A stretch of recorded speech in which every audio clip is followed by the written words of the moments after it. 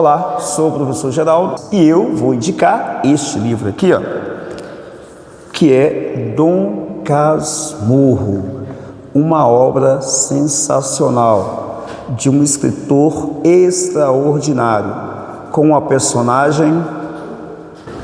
O que eu posso dizer dessa personagem? Podemos dizer que ela é um herói sem nenhum caráter? Não. Pois é, mas vou falar de Dom Casmurro, eu não vou falar de Macunaíma, mas aplique-se também a Bentinho. Dom Casmurro é uma obra escrita por Machado de Assis no final do século XIX. É uma obra realista que contém uma análise psicológica das personagens, também vai trazer críticas sociais e falar da realidade inserida no contexto da humanidade. Nessa obra existe a presença da figura de linguagem chamada de analepse. O que é isso? É uma figura de linguagem que o narrador está contando algo no presente, mas por meio da rememoração do passado, ok? Então, além de chamar analepse, também recebe o nome de flashback, ou seja, a narrativa está fluindo, você para a narrativa para falar algo do passado. A verdade é que Dom Casmurro está predominantemente usando flashback, usando a rememoração, usando a analepse. Casmurro, ele deixa bem claro que ele tem dificuldade de rememorar o passado. E como ele tem dificuldade de rememorar o passado, você precisa estar atento às armadilhas que a mente humana constrói, que vai fazer com que quem está ouvindo a narrativa tenha dificuldade de entender, ou até mesmo o narrador vai ter dificuldade de passar tudo aquilo que ele viveu de forma adequada, ou seja, verdadeira.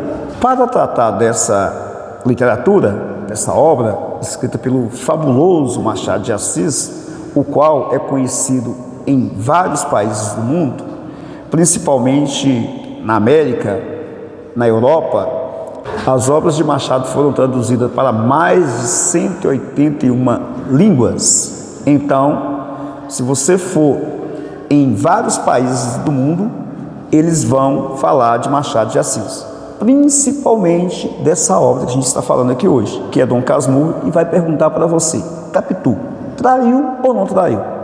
E falando em Capitu, vou começar por essa personagem.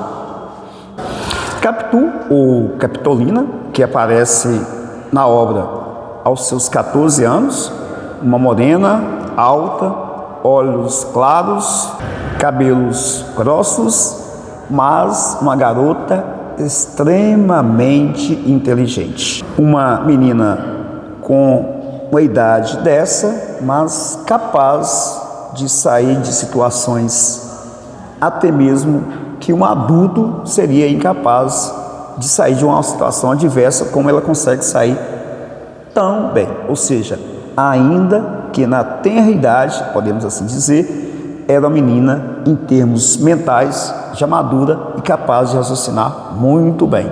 Ela é amiga de Bentinho desde a infância, ou seja, não se encontraram por acaso nesse mundo, né? Desde a infância, por morar próximos, eles são amigos. E é da amizade que nasce um relacionamento. Você nunca vai ter um relacionamento amoroso com alguém que não seja seu amigo ou sua amiga. Você precisa conhecer primeiro, ser amigo dessa pessoa, porque pós-casamento a amizade precisa prevalecer. Mas será que prevaleceu em Dom Casmurro? Isso que a gente vai tratar aqui, e você vai precisar ler a obra para poder entender se realmente a amizade que veio desde a infância vai seguir até o final da vida de ambos. Ela é uma moça tão inteligente que sabe até o momento de se aproximar das pessoas, ao ponto de aproximar-se de Dona Glória no momento adequado, oportuno. Dona Glória é a mãe de Bento Santiago. Capitu aproxima-se dessa mulher no momento que ela estava precisando de uma enfermeira para estar na sua casa cuidando da saúde. Então, Capitu aproveita esse momento oportuno para se aproximar e se destacar dentro da família de Bento Santiago. Nessa obra, você vai ter visões diferentes sobre Capitu. Para a Dona Glória, é uma menina, né, depois da aproximação, tal, os cuidados de Capitu com a família da Dona Glória, Capitu tornou-se uma garota excepcional na família. Para José Dias, Capitu é uma garota dissimulada e também contendo um olho de cigana, um olho oblíquo. Ou seja, o que é um olhar de cigano? É uma mulher que está ali aproveitando o momento para tirar, né, ou obter oportunidades, obter vantagens sobre algo. Ou seja, cigana, pelo menos na cultura brasileira, é tido como aquele que é enganador, né? Para Bentinho, Capitu é olho de ressaca. Além disso, convencer o leitor, ou pelo menos tentar convencer o leitor, que ela, desde novinha, tem características de uma mulher que consegue manipular as pessoas. E mais à frente vai mostrar para o leitor que ela tinha características de uma pessoa adúltera. Já o nosso Bento Santiago, ou Dom Casmurro, ou Bentinho, como assim ele gosta de ser chamado, ele possui características opostas a Capitu. Mas, na nossa literatura psicológica, diz que os opostos se atraem. Então, os dois acabam se atraindo, porque um vai complementar o outro. Esta é a ideia da união afetiva, não é isso? Os opostos se atraírem e um complementar o outro. Bento Santiago é filho de Dona Glória, como já havia dito, e órfão de pai, que era Pedro de Albuquerque Santiago. E, depois que o pai faleceu, a mãe passou a ser principal tutora dele. Claro que tinha o agregado José Dias, que fazia praticamente, entre aspas, esse papel de pai de Bentinho também. Dona Glória é uma mulher rica, amorosa, trazendo muito carinho ao filho, vivendo em função dele, sendo muito bondosa e procurando sempre atender às necessidades do filho. Devido a isso, Bentinho se tornou um garoto, um rapaz, um homem mimado, porque era protegido além da mãe por toda a família. E devido a isso, tornou-se incapaz de agir de forma independente. Isso você vai poder ver na obra em vários momentos. No seminário, ele busca Escobar para ajudá-lo a resolver os problemas, principalmente na questão da saída do seminário.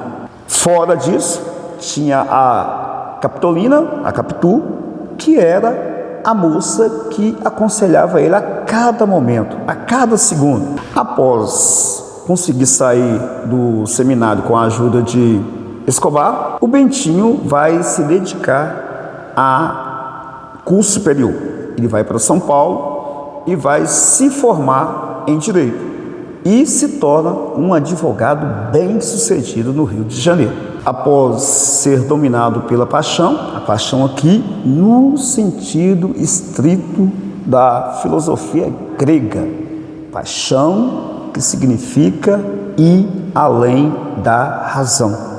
Existe o amor, existe a paixão.